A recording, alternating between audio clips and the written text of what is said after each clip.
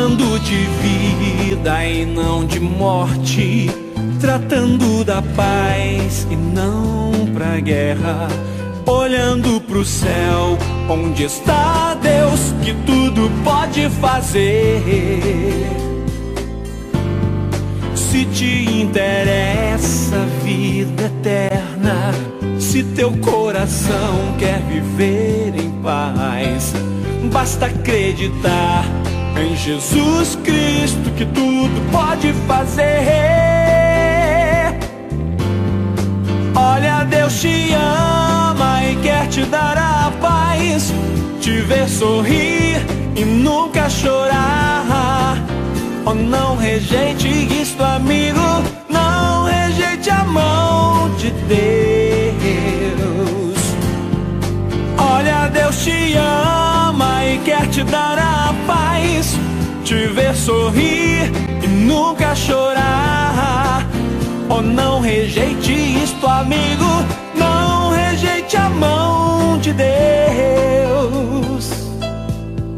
Se te interessa a vida eterna, se teu coração quer viver em paz, basta acreditar em Jesus Cristo que tudo pode fazer. É só largar o mundo e seus prazeres, na verdade tudo é ilusão. Aproveite agora pra mudar a sua direção. Olha, Deus te ama e quer te dar a paz, te ver sorrir e nunca chorar. Oh, não rejeite isso, amigo, não rejeite a mão de Deus. Olha, Deus te ama e quer te dar a paz, te ver sorrir e nunca chorar. Oh, não rejeite isso, amigo, não rejeite a mão de Deus.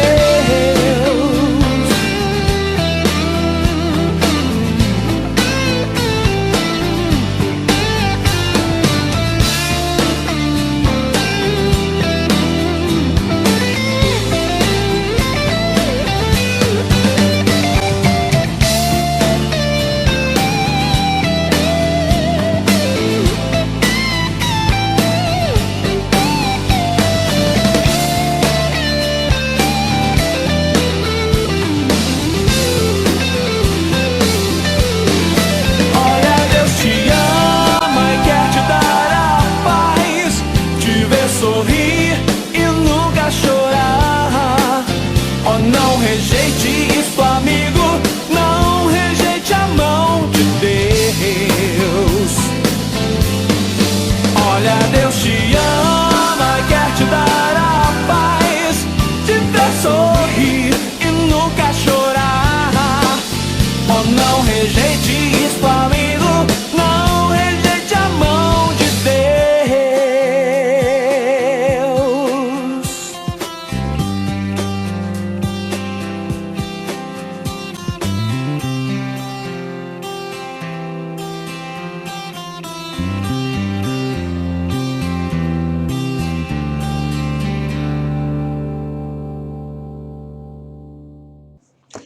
Meus caros irmãos, bom dia, a graça e a paz do Senhor Jesus. É manhã de domingo e nós iniciamos a nossa semana da melhor forma, louvando a Deus, engrandecendo o nome do Senhor, buscando o Pai em oração e na sua palavra a direção para as nossas vidas, para o significado da nossa existência que vem do Senhor. Antes de orarmos, eu quero fazer uma convocação. Para o próximo domingo, às 9h30 da manhã, nós teremos a nossa Assembleia Ordinária para a Profissão de Fé. Temos uma pessoa candidata ao batismo, já está preparada, e eu gostaria de convocar você para a nossa Assembleia, onde teremos a apresentação da Profissão de Fé. A Assembleia será transmitida de forma online, e os irmãos poderão participar presencialmente e também virtualmente. Nós vamos usar uma plataforma, o Zoom, para transmitirmos a nossa assembleia, tá bom? O link da assembleia será enviado para você até o horário da nossa assembleia. E eu quero convidar os irmãos, então, a participarem desse momento que é tão importante para a igreja, o momento da profissão de fé, em que alguém vem à frente da igreja, apresenta o seu testemunho de conversão, o seu testemunho de fé. Ter o apoio, ter os irmãos participando, é algo muito importante, muito significativo para a pessoa que vai apresentar a sua profissão de fé. Tá bom? Então eu gostaria muito de contar com tua presença, apoiando, recebendo bem o nosso candidato. E no outro domingo, no dia 6 de junho, teremos no culto da noite o batismo. Tá bom? Então eu quero contar com a tua presença, desde já eu agradeço. A palavra de Deus nos diz lá em Hebreus, capítulo 12, verso 2, assim: olhando firmemente para o autor e consumador da fé, Jesus, o qual, em troca da alegria que lhe estava proposta, suportou a cruz, não fazendo caso da ignomínia, e está assentado à destra do trono de Deus, olhando firmemente para o autor e consumador da nossa fé, olhando para cima, na direção da pessoa do Senhor Jesus Cristo. Eu quero orar com você e em seguida vamos ter o nosso estudo. Louvamos, bendizemos, glorificamos o teu nome, Senhor. Nós nos dirigimos a ti como nosso Deus, o nosso Criador, o Deus soberano, o nosso Rei, a nossa majestade, e nos prostramos diante da tua grandeza, Pai. Louvado, bendito seja o teu nome, Senhor. Também, ó Deus, nos achegamos a ti em oração, livres, Pai, pela pessoa de Jesus Cristo, pela intercessão do nosso Senhor, do nosso mediador, e expomos ao Senhor a nossa gratidão pela tua bondade, pela tua misericórdia, pela tua fidelidade, Pai. Obrigado, Senhor, por tua fidelidade. Obrigado, Senhor, porque o Senhor cumpre a tua palavra, porque a tua bondade está espalhada sobre toda a terra, porque as tuas misericórdias se estendem de geração em geração. Nós te agradecemos, Senhor, porque por os teus atributos infalíveis nós somos sustentados, nós somos cuidados, nós somos abençoados. Muito obrigado, Pai. Também, Senhor Deus, intercedemos. Nós te pedimos por nossos queridos que estão enlutados, irmãos, irmãs, parentes, filhos, sobrinhos, pais, mães, avós, netos. Deus, nós te pedimos e intercedemos, te rogamos por essas vidas que, porventura, estão internadas, entubadas nas UTIs, nas enfermarias. Pai, tem, Senhor Deus, cuidado, tem misericórdia.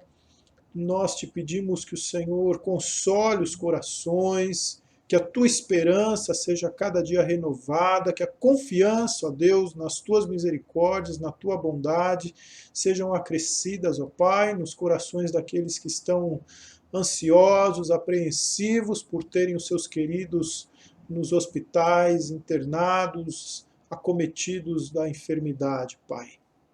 Muito obrigado por aqueles que se recuperaram. Muito obrigado pelos que já estão sãos, pelos que já estão em casa. Deus, que as experiências vividas, ó Pai, nos aproximem do Senhor, nos façam, Senhor Deus, compreendedores mais assíduos, mais entendidos da Tua pessoa, da Tua palavra, que nos façam, ó Deus, que essas experiências nos façam mais esperançosos no Senhor, mais confiantes, nos façam testemunhas mais eficientes, ó Pai, e nos façam entender a relação que o Senhor quer ter conosco, uma aliança de amor, Pai. Ensina-nos assim, Senhor Deus, atende-nos assim, alcança-nos, Pai, com cura, com misericórdia, com entendimento, com crescimento, ó Deus, para que sejamos, ó Pai, mais eficientes no Teu reino. Dá-nos, ó Deus, respostas, nós te pedimos, te agradecemos pelas que já alcançamos e oramos, Pai, em nome de Jesus. Amém. Nós estamos, então, considerando aqui, nas manhãs de domingo, o livro de Eclesiastes e buscando pelo sentido da vida, ou revendo o sentido da vida que o Senhor, com a qual o Senhor nos presenteia, a vida individual, a vida pessoal, a nossa identidade e também a vida em comum, a vida em comunidade, a vida em família. Nessa manhã, eu quero pensar com você sobre antes da monotonia da vida. Salomão, ele trabalha conosco esse tema antes da monotonia da vida. Vamos voltar aqui um pouquinho. Eu peço a você, eu vou fazer duas citações de dois estudiosos, dois professores que foram muito relevantes, muito eficientes nas suas áreas de conhecimento, nas suas áreas de ensino, e eu gostaria que você ponderasse essas duas citações. A primeira delas diz assim: porque tudo na vida está ao nosso redor é amplamente fútil e transitório. Essa é uma pergunta. Por quê? Porque tudo que diz respeito à vida que está ao nosso redor é amplamente fútil e transitório. Realmente, tudo é assim mesmo. E nós também somos transitórios, fúteis, e vivemos bem juntos com todas as coisas que também são assim e nos rodeiam. Essa foi uma fala de George Santayana, um professor da Universidade de Harvard, de 1889 a 1912. A segunda citação que eu quero trazer para você nessa manhã, introduzindo a nossa reflexão, diz assim: não há qualquer razão para afirmar que a vida de um homem tem mais significado do que a vida de um humilde inseto que rasteja de uma aniquilação para outra. Esta é de Joseph Woodcroft, professor da Universidade de Colômbia de 1937 a 1952. Ambas citações eu peguei no comentário de Warren Wiersbe, comentário do livro de Eclesiastes. Esses dois homens, os quais eu citei, foram brilhantes em suas áreas de atuação, nas suas áreas de ensino, mas a maioria de nós não concorda com o que eles escreveram sobre essa desvalorização ou essa futilidade da vida que eles concluíram ao longo de suas carreiras, ao longo de suas formações, ao longo de seu tempo de trabalho ensinando. Nós não podemos concordar com eles, porque nós cremos que algo muito maior está envolvido na vida humana do que a simples existência transitória. Nós não somos como insetos. Certamente o Dr. Crutch sabia que os insetos têm uma vida cíclica, mas homens e mulheres têm histórias. Um inseto é muito parecido com o outro, mas pessoas são únicas. E não há duas histórias iguais. Pode haver, e existem ciclos e ciclos de insetos que são a mesma coisa, mas histórias humanas são diferentes. Você pode escrever a vida dos insetos, mas você não pode escrever a vida do homem ou a vida da mulher como se as experiências e serventias fossem as mesmas para todos. Se como indivíduos não somos únicos, então somos importantes. Ou melhor, se como indivíduos não somos únicos, então não somos importantes. Se não somos importantes, então a vida não tem sentido. Poderíamos nos render aos filósofos epicureus e simplesmente vamos comer e beber porque amanhã morreremos. Salomão, nesse sentido, nos apresenta 4 argumentos provando que a vida era nada, senão bolha de sabão e correr atrás do vento. Então ele nos apresenta a monotonia da vida, a vaidade da sabedoria, a futilidade das riquezas e a certeza da morte. Mas Salomão foi um homem muito sábio para permitir que seus argumentos não fossem desafiados. Portanto, em Eclesiastes, nos capítulos de 3 a 10, ele examina cada um desses argumentos, ele faz isso cuidadosamente. Então a monotonia da vida, que está em 1, de 4 a 11, ele vai agora examinar cuidadosamente do capítulo 3, verso 1, até o capítulo 5, verso 9. E ele apresenta para a monotonia da vida 4 fatores que precisam ser considerados antes de se acreditar e aceitar que a vida é monótona e desprovida de significado. Nós vamos trabalhar aí antes da monotonia da vida, trabalhar esse primeiro argumento de Salomão, que ele traz aí do capítulo 3 ao capítulo 5. Depois vamos trabalhar os outros. Ele faz isso para cada um deles, ele vai trabalhando minuciosamente. Então, antes da monotonia da vida, ele percebe que há algo acima dos homens. Ele considera algo que está para além dos homens. Um Deus que tem o controle do tempo e que balanceia as experiências da vida. Ele também percebe que existe algo dentro do homem.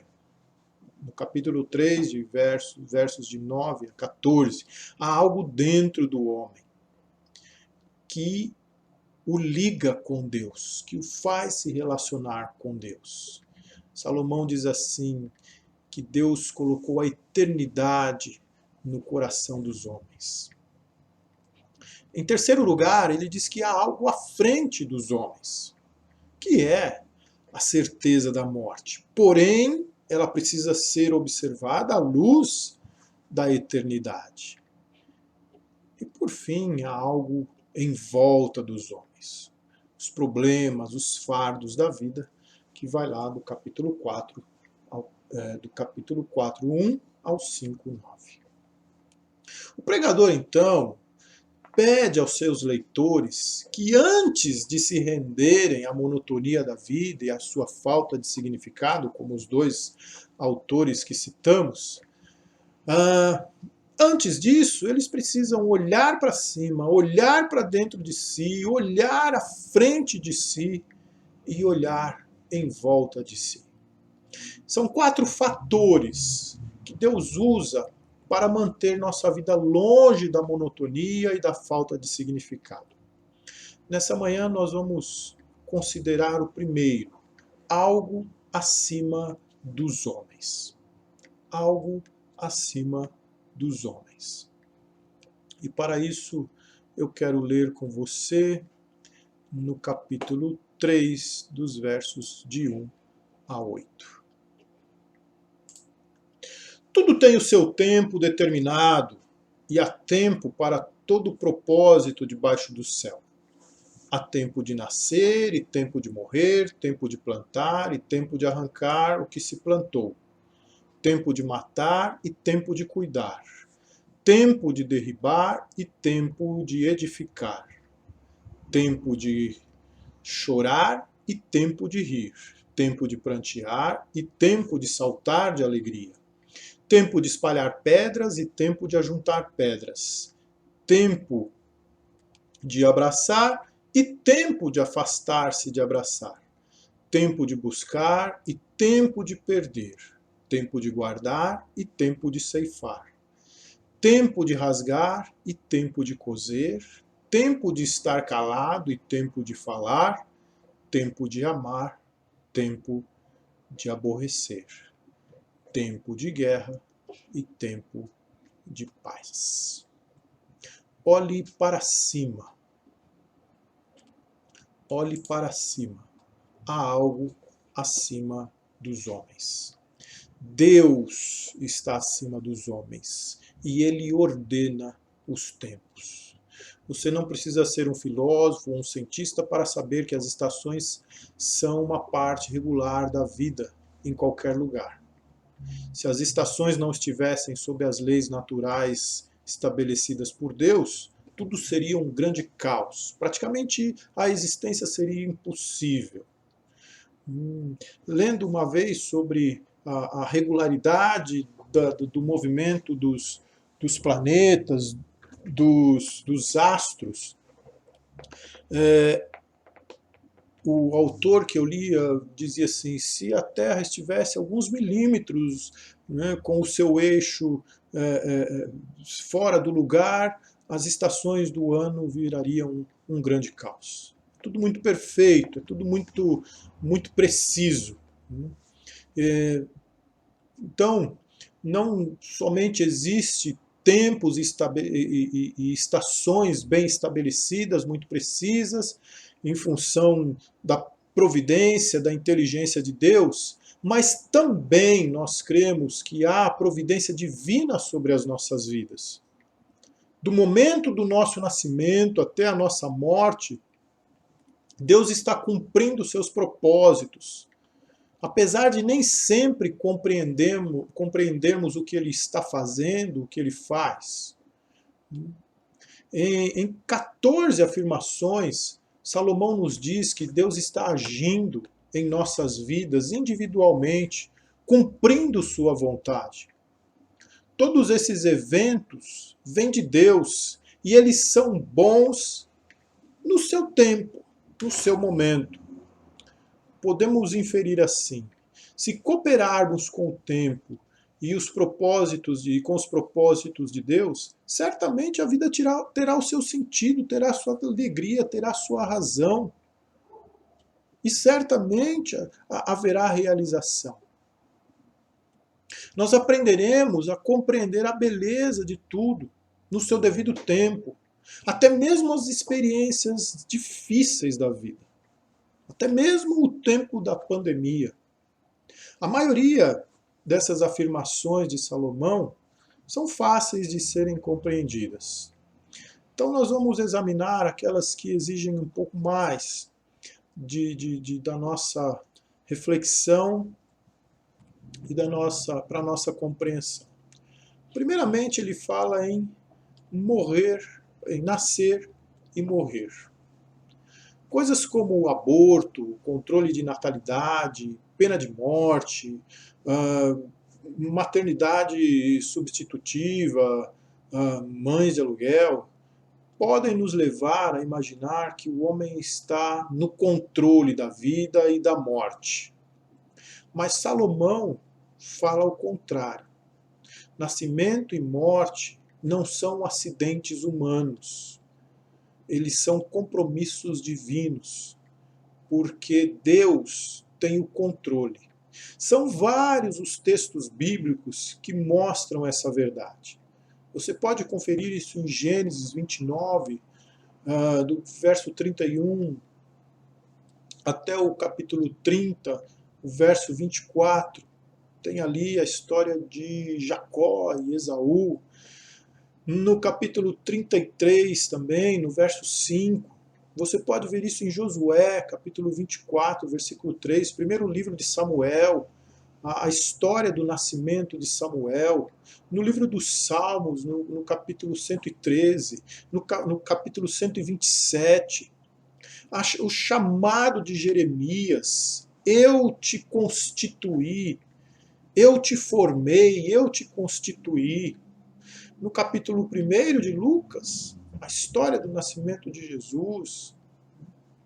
Em Gálatas, no capítulo 1, em Gálatas, no capítulo 4, vindo, porém, a plenitude dos tempos, Deus enviou o seu Filho nascido de mulher. O Salmo 139, do versículo 13 ao versículo 16, afirma que Deus nos teceu no ventre de nossa mãe e nossa estrutura genética é perfeita. Podemos até, de forma tola, acelerar a nossa morte, mas não podemos prever quando será o momento. Nós não podemos ter o total controle sobre isso. Só Deus pode. Em Isaías capítulo 38, nós temos ali a história do rei Ezequias, de como Deus trabalhou na vida dele, né? Ok, você vai morrer, Ezequias. Não, Senhor, então tá bom, eu vou te dar mais 15 anos. Diz assim o Salmo 139, os teus olhos me viram a substância ainda informe, e no teu ventre e no teu livro foram escritos todos os meus dias, cada um deles escrito e determinado, quando nenhum deles havia. Nascer e morrer. Quando nós olhamos para essas duas grandezas, para esses dois fenômenos, nós olhamos para cima. Plantar e arrancar. Uma vez, agricultores, o povo judeu observava as estações. De fato, o seu calendário religioso era baseado no ano agrícola. Isso está lá em Levíticos, capítulo 23. O homem pode arar e semear, mas só Deus dá o crescimento. Salmo 65, de 9 a 13, o salmista nos fala desse milagre da vida, do plantar e arrancar, do plantar e colher. Um agricultor sabe que a natureza trabalha para ele se ele trabalhar com a natureza. Esse também é um segredo da vida de sucesso. Aprenda os princípios de Deus e coopere com ele. Matar e curar. Salomão se refere aqui aos resultados de pragas, pandemias e doenças na terra. Deus permite que alguns morram e outros sobrevivam. Isso não implica em que recusemos tratamento médico. Deus também se vale da inteligência dos recursos humanos para cumprir os seus propósitos. Existe uma integração, existe uma cumplicidade nos fenômenos milagrosos de Deus e a ação do ser humano. Deus se vale da inteligência, Deus fez a inteligência, Deus permite que os homens pensem, construam, façam ciência, inventem os remédios para a cura, para cumprir os seus propósitos. Essa semana, nesses últimos dias, nós tivemos algumas notícias. Um pastor muito amigo meu, que estava muito enfermo, muito, assim, foi desenganado praticamente pelos médicos, está bem, voltou às suas atividades, foi curado, foi restaurado, foi realmente um milagre de Deus. Enquanto o outro, pastor de uma igreja grande, uma igreja profícua, uma igreja relevante na sua cidade, morreu jovem. Então, também são desígnios de Deus. Para olharmos e nos relacionarmos bem com os fenômenos da vida e da morte, nós precisamos olhar para cima. ele fala em derrubar e edificar. Os guias turísticos da Palestina contam a história de que Deus mandou um anjo espalhar as pedras, todas as pedras do mundo, espalhar na terra. Mas esse anjo não foi muito eficiente, não foi muito obediente. Ele derrubou todas as pedras lá na Palestina. De fato, a Palestina é formada por um terreno muito pedregoso. Os agricultores eles têm um trabalho a mais na Palestina. Eles precisam retirar as pedras do terreno antes do terreno ser arado para então ser semeado. Lá em Reis 3:19 tem uma história que nos diz algo semelhante, algo assim: se você quer incomodar um inimigo, jogue pedras no seu terreno. Então, pessoas também colhem pedras para construir as paredes de suas casas, para construírem os edifícios. Há tempo de derrubar, há tempo de edificar. Pedras não são boas nem más, isso depende de como elas serão utilizadas. Se o teu inimigo encher o teu campo com pedras, não atire-as de volta para ele. Construa algo com elas. Há tempo de abraçar e tempo de afastar. Talvez esse seja uma nossa mais pura, o mais próximo de nós aqui nesse momento. Né? Vivemos esse tempo, nós somos um povo que abraça, um povo que beija, isso está na nossa cultura, faz parte muito forte dos nossos relacionamentos, diferente de outros povos que simplesmente apertam a mão ou então se cumprimentam só com as expressões faciais. Aqui no Brasil nós temos essa característica. Né? O toque na nossa cultura é algo muito significativo. Mas vem o tempo de afastar, em que não podemos nos abraçar, precisamos nos afastar, precisamos nos distanciar uns dos outros. O Salomão foi muito preciso nas suas observações com relação ao tempo. Há tempo de abraçar, há tempo de distanciar. Tempo de buscar e perder, guardar e desapegar, rasgar e costurar. É importante desfazer-se de coisas que não servem mais, que não se usa mais, que estão ultrapassadas. Não faz sentido mantê-las por questões talvez afetivas. O tempo passa, as coisas novas aparecem, as coisas mudam. Então, há tempo de buscar, tempo de juntar, tempo de angariar, tempo de perder, de colocar fora. Depois ele diz, há tempo de amar e odiar. Os servos de Deus são permitidos aos servos de Deus odiar. Amor e ódio andam sempre juntos. Não temos todo o controle de nossas emoções. Nós não controlamos aquilo que vamos sentir diante de determinada situação. Mas nós podemos controlar o que vamos fazer com elas. Há tempo de odiar, sim. E Salomão fala da guerra e da paz. Há tempo de guerra, tempo de se defender, tempo de lutar, tempo de atacar. E principalmente, no nosso caso, como cristãos que somos, há coisas que nós devemos odiar. O mal, nós devemos odiar o mal. O Salmo 97:10 nos diz que nós detestamos o mal. A vida, então, é como uma prescrição de um médico. Tomar os medicamentos sozinho, achar que ela vai ser de uma só forma, pode levar você a prejuízos grandes e até te matar. Mas combinados, todos os tempos, todas as ocasiões, todos os milagres, todos os fenômenos, todas as provisões, isso traz cura, traz significado. Deus está soberanamente no controle e tem nas suas mãos o tempo e os propósitos para todas as coisas. Romanos 8:28 nos diz que todas as coisas contribuem para o bem daqueles que amam a Deus. Isso não é fatalismo. E essa verdade não nos rouba a liberdade, nem nos tira a responsabilidade.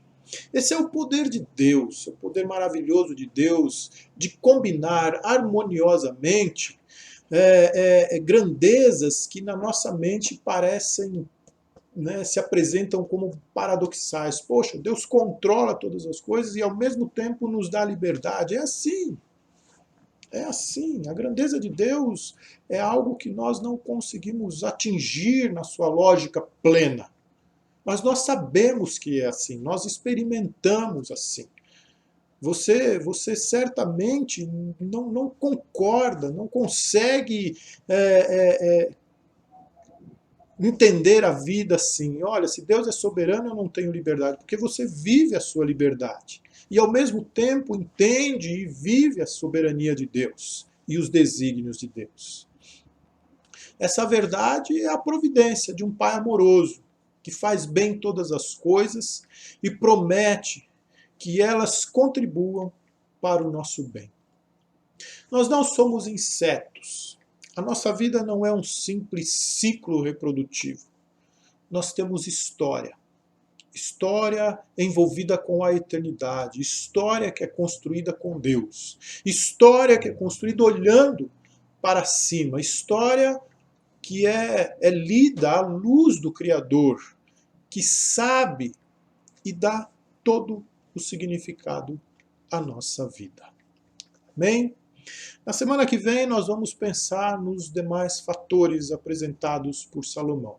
Nos outros dois, nós vamos pensar em algo dentro do homem e algo à frente dos homens. Eu encerro então, concluindo com o texto de Hebreus, que nos convida para esse olhar para cima.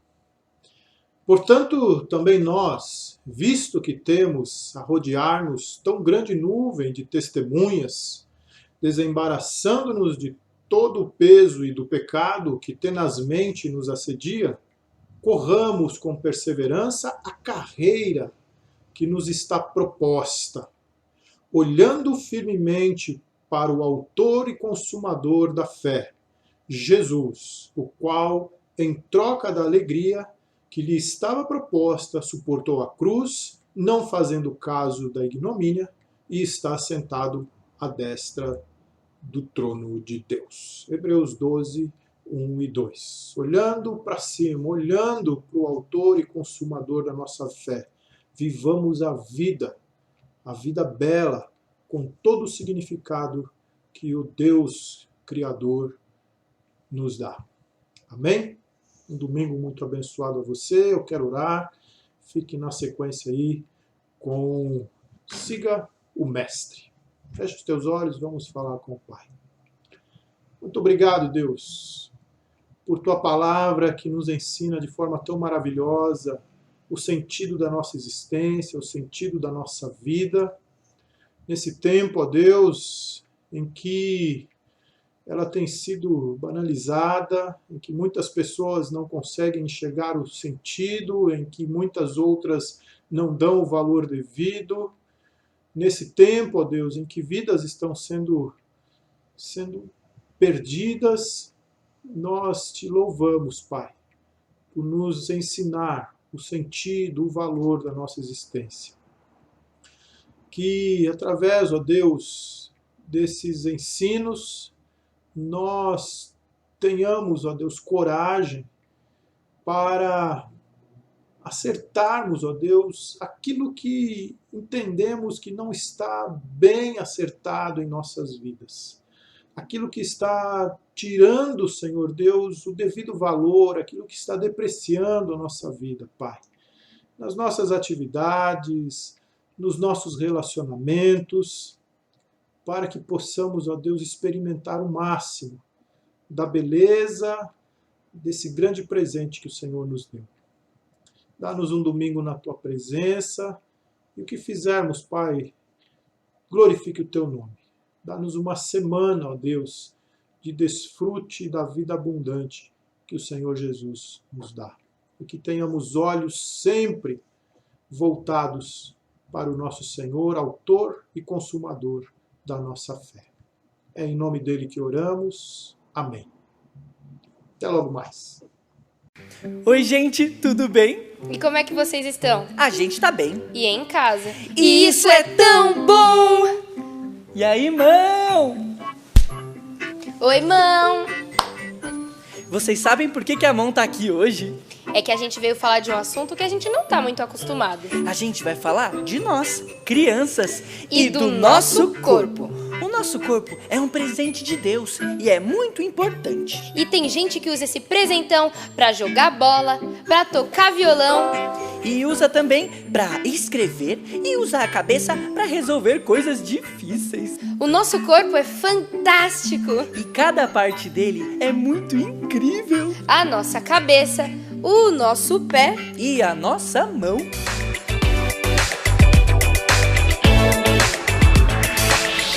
E sabia, Quinzinho, que tem partes que precisam ser protegidas?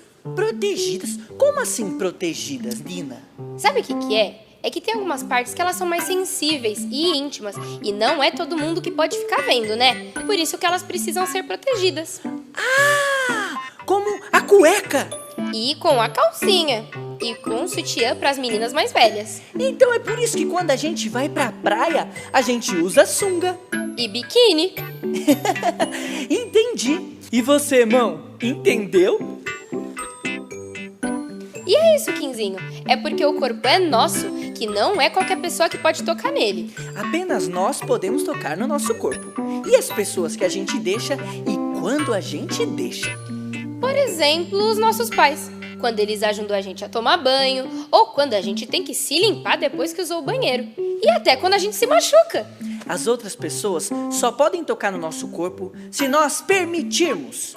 E esse toque ou carinho tem que fazer a gente se sentir bem. Porque um carinho bom, todo mundo pode ver. Um carinho bom, todo mundo pode dar e receber. E um carinho ruim deixa a gente confuso e chateado.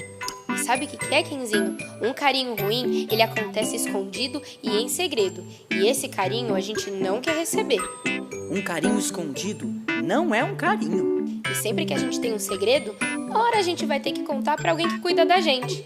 É tipo uma festa de aniversário surpresa. A gente não conta nada pro aniversariante. E quando chega a hora do parabéns, todo mundo fica sabendo. Diga não a esse carinho ruim, mesmo que seja da mão de alguém que você conheça. Não! Não! Sai pra lá, mão boba! Aqui ninguém toca! E se você se encontrar com uma mão boba que esteja tentando insistir em te fazer um carinho ruim, mesmo que você já tenha dito não, você corre, encontra alguém que você conhece e conta tudo o que aconteceu. E pode não parecer, mas tem mão boba por aí. É só você prestar atenção e não se confundir. Então, brinque com a mão boa. E diga não à mão boba. É isso, pessoal. Fiquem atentos e cuidem-se. Até a próxima. Tchau, pessoal!